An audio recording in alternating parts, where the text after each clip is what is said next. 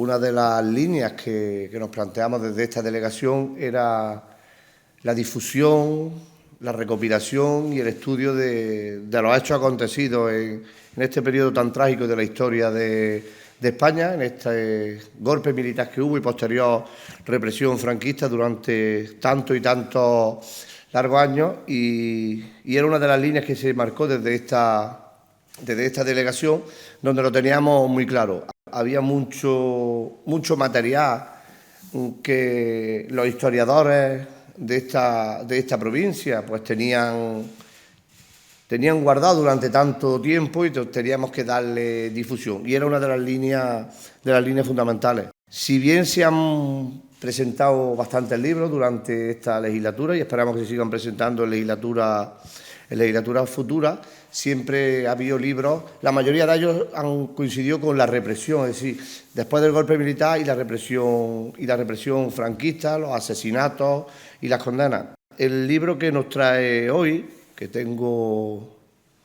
el honor de compartir atriz con mi amigo Luis Naranjo, y el libro que nos trae hoy trae una parte especial, que es importante que se conozca también en la provincia, que es, posterior al golpe militar, cómo vivieron esta resistencia, cómo vivió estos maquis, cómo vivieron esta gente que se tiró al monte, cómo vivieron y cómo lucharon, cómo entregaron su vida hasta los últimos días. Y es otra parte importante pues que también se debe conocer de la historia. Que cuando un libro trae una tercera edición es porque es un libro que tiene éxito. Y decir que la presentación oficial del libro va a ser el próximo jueves, va a ser a las 7 de la tarde, aquí en esta casa, en la planta primera, en el artesonado, que se llama el artesonado, donde contaremos con la presencia de los autores, contaremos con la presencia de Mauricio Valiente, que es un defensor de los derechos humanos, y con Rafael Requena, que es un profesor de historia bastante reputado. Por lo tanto, yo lo que pido es animar a la ciudadanía cordobesa, a la ciudadanía de la provincia, aquellos pueblos que aparecen en el libro sobre todo, y muchos testimonios que hay, que vengan el jueves a la presentación, que participen de ella y que volvamos otra vez a recibir la información que todos estos trabajadores de la historia real, porque son historias contrastadas, nos quieren incluir en nuestros pensamientos y nuestra forma de ver la historia. El libro se ocupa de recordar, de rememorar un episodio histórico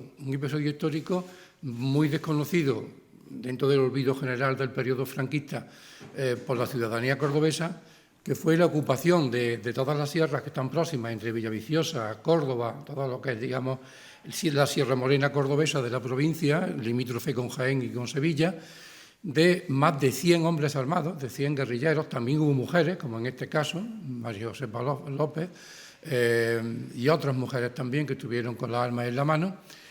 y cientos de enlaces, cientos de hombres y mujeres, de campesinos sin tierra, de rancheros, de pastores, de cabreros, de gente que vivía en la sierra, que la conocía profundamente y que ayudaron a la guerrilla y que pagaron por ello un precio muy alto, como se cuenta en el libro. Este periodo, que va desde 1939, o sea, desde el final de la guerra, del conflicto bélico,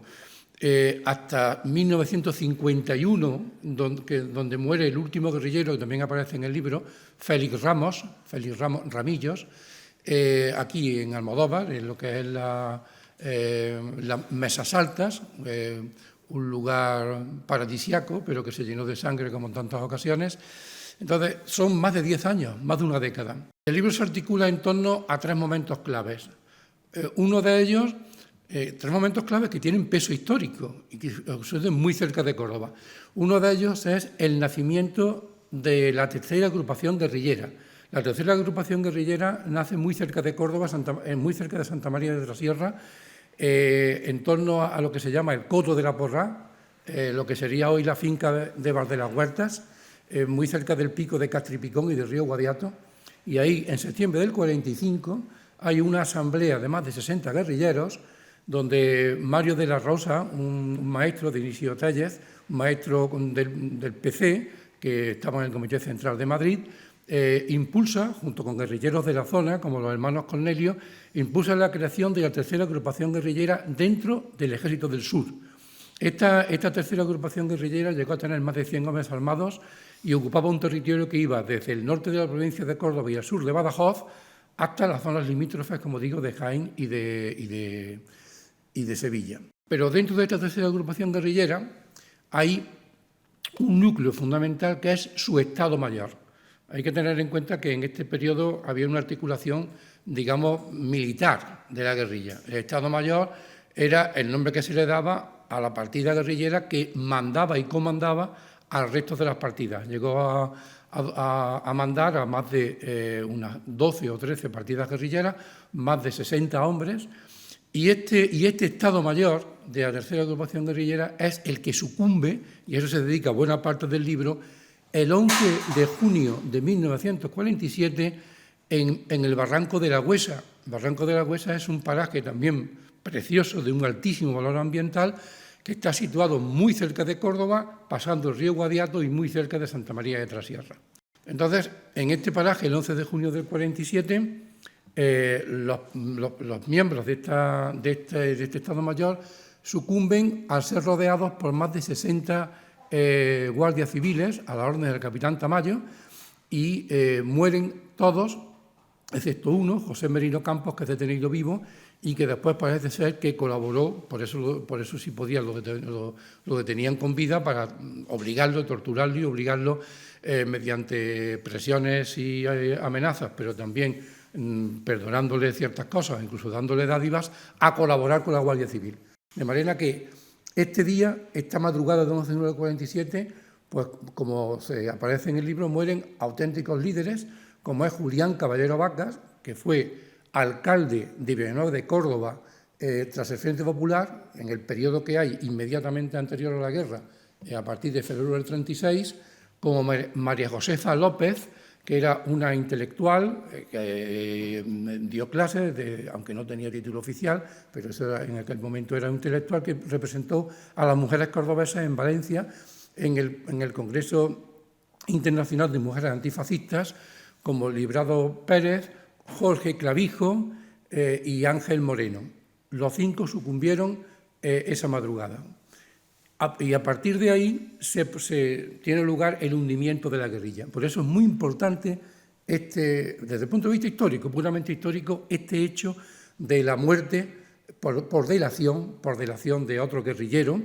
del Estado Mayor. A partir del 47, la guerrilla comienza a desaparecer y en el 51, en marzo del 51, el último guerrillero, que como digo, que está ahora enterrado en el cementerio de Almodóvar del Río, muere también a manos de la Guardia Civil. Bueno, estos son los hechos, digamos, los 3 hechos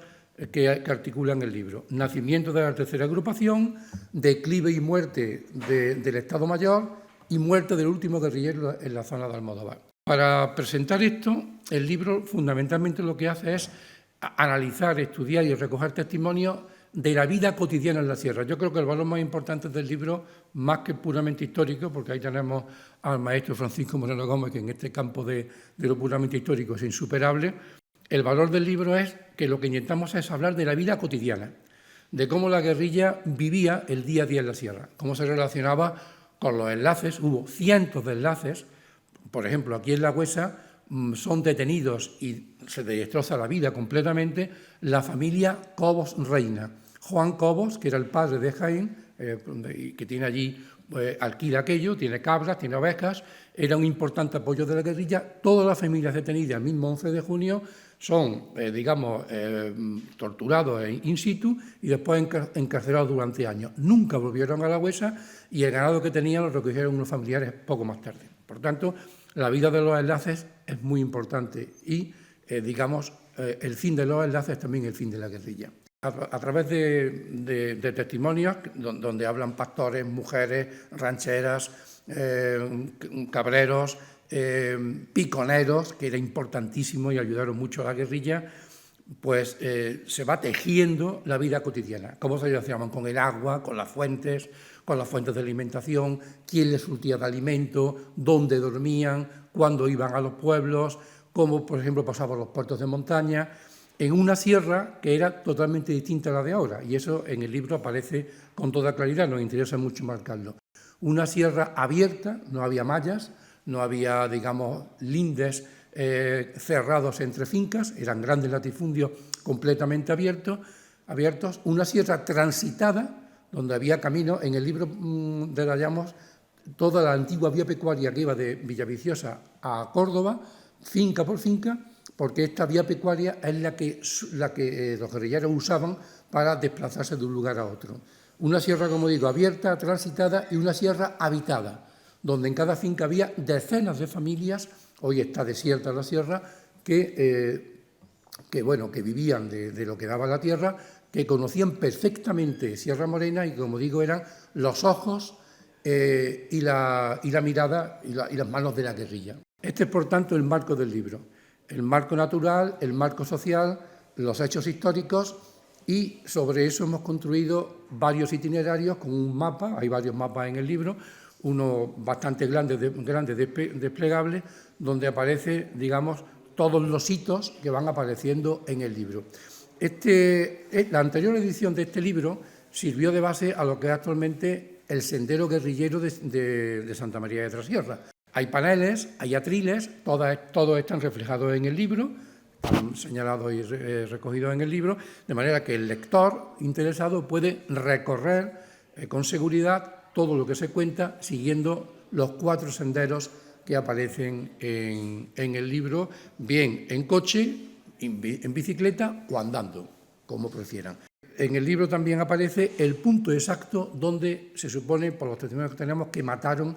a estos 5 guerrilleros en una especie de cacería, un pozo que hace poco también hemos construido allí un pequeño memorial recordando los nombres de los enlaces y de los guerrilleros que murieron. Está en pleno barranco de la Huesa, y todos los años, ahora, yo digo también por si alguien se anima, el último fin de semana de abril haremos un recorrido a pie, senderista, hasta el pozo donde se supone que mataron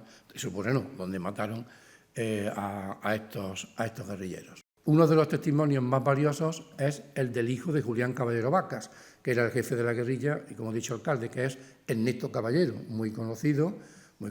por su actividad política e intelectual también. Ernesto Caballero era y es hijo de Julián Caballero,